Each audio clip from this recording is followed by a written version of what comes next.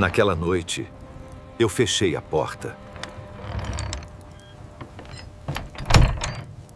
E durante décadas, carreguei o peso silencioso de não saber exatamente o que havia deixado do lado de fora.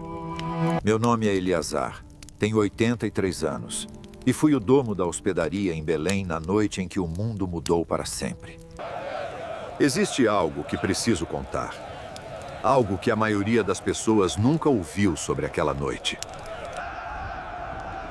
Belém, naquela época, não era uma cidade pequena e quieta como muitos imaginam. Era um lugar congestionado, barulhento, cheio de estranhos que chegavam de todas as direções por causa do recenseamento ordenado por César Augusto. Todo homem precisava voltar à cidade de sua família para ser registrado. E isso significava que estradas inteiras de pessoas estavam em movimento. Caravanas, famílias, comerciantes, soldados. A cidade estava transbordando. Minha hospedaria, que em dias normais acomodava com conforto umas 30 famílias, estava naquela semana com mais de 70 pessoas espalhadas por cada canto disponível. Eu tinha colchões no corredor, famílias dividindo espaços que não foram feitos para ser divididos. E ainda assim as pessoas continuavam chegando. Eu era um homem prático. Precisava ser.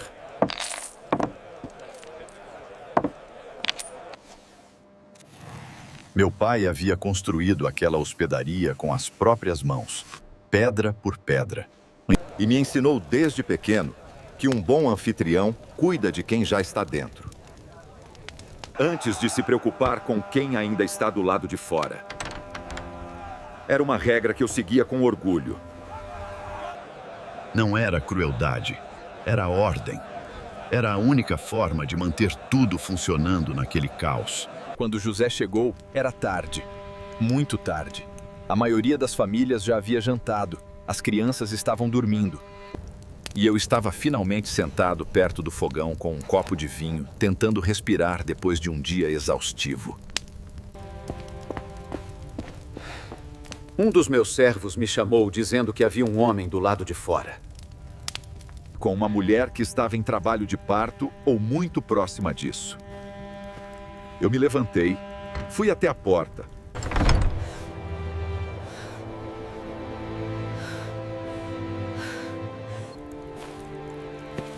José parecia um homem bom. Isso eu percebi imediatamente. Havia algo no jeito como ele segurava o braço de Maria. Ele não estava mendigando. Ele estava pedindo. Há uma diferença enorme entre essas duas coisas. Maria estava montada em um jumento. E mesmo à luz fraca das tochas, eu conseguia ver que ela estava exausta. E que aquele bebê não ia esperar muito mais.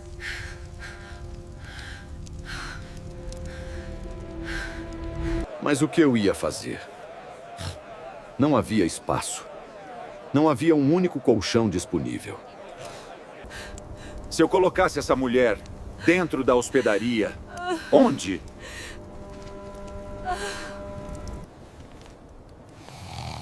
No corredor onde já havia 3 famílias dormindo? Na cozinha onde minha esposa e minhas servas ainda estavam arrumando as coisas? Eu precisava ser prático. Era o que meu pai me ensinou. Era o que a vida me ensinou. Eu disse a José que não havia lugar.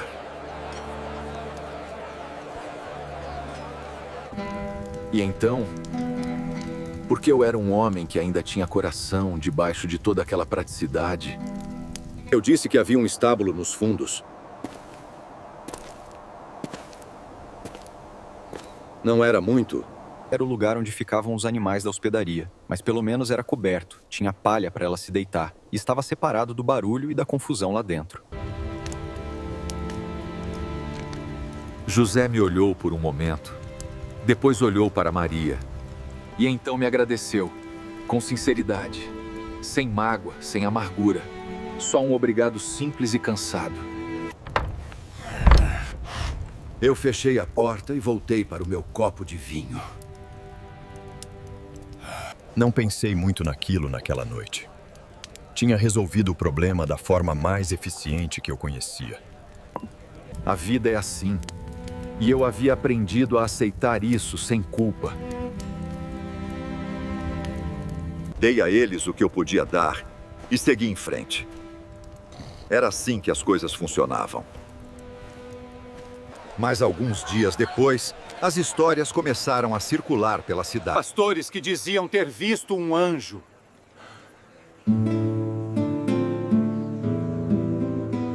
Sábios do Oriente que haviam chegado a Belém, procurando um rei recém-nascido.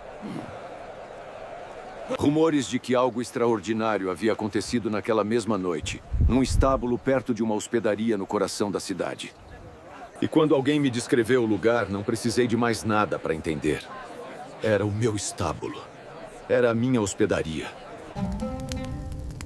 Era a noite em que eu havia fechado a porta. Fui ao estábulo na manhã seguinte, mas eles já tinham partido. Havia marcas no chão de onde o jumento havia ficado amarrado. Havia o silêncio de um lugar que acabou de ser esvaziado.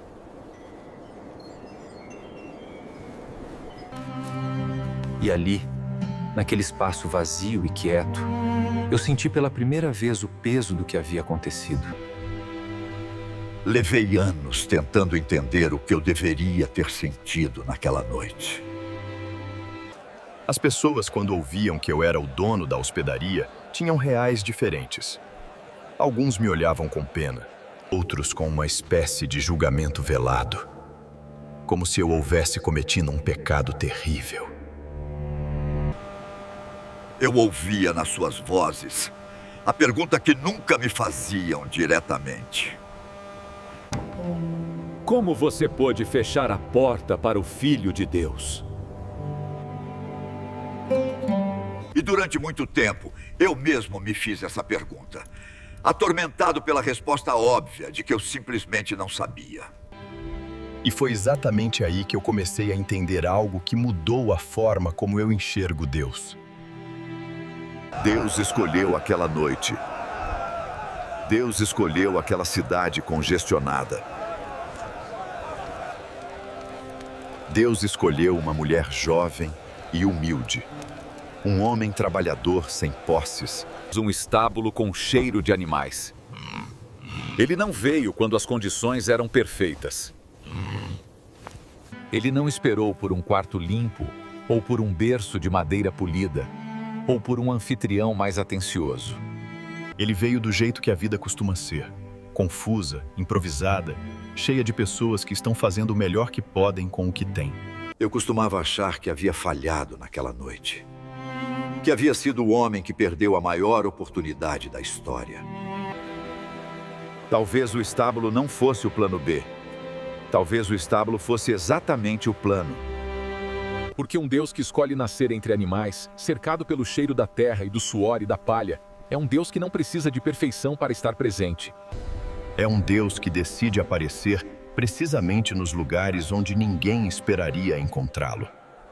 Eu fechei uma porta. E Deus abriu um estábulo. E o mundo nunca mais foi o mesmo. Penso muito nisso agora que sou velho. Penso nas portas que cada um de nós fecha, sem saber o que está do outro lado. Que não conseguimos enxergar o que está esperando do lado de fora. Não falo de portas de madeira e dobradiças de ferro. Falo das portas que fechamos para as pessoas que chegam no momento errado, com as demandas erradas, no meio do nosso cansaço mais profundo. Falo das situações que descartamos por parecerem pequenas, inconvenientes, sem importância. Eu fechei uma porta. E Deus abriu um estábulo. E o mundo nunca mais foi o mesmo. Ele encontra os estábulos. Ele encontra os lugares esquecidos, os cantos sem glamour, Os momentos que não aparecem em nenhum plano.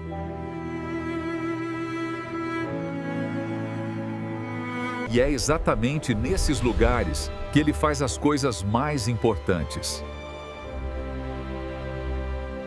Meu nome é Eleazar. Fui um homem comum que fez escolhas comuns numa noite que não era comum. E se há uma coisa que eu gostaria que você levasse daqui, é que a ausência da nossa percepção não impede o agir de Deus. Ele não precisou da minha hospedaria. Ele precisou do meu estábulo.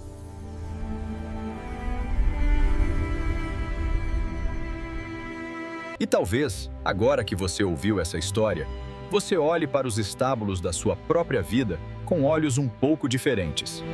Porque às vezes, o lugar mais improvável é exatamente onde a coisa mais sagrada está acontecendo.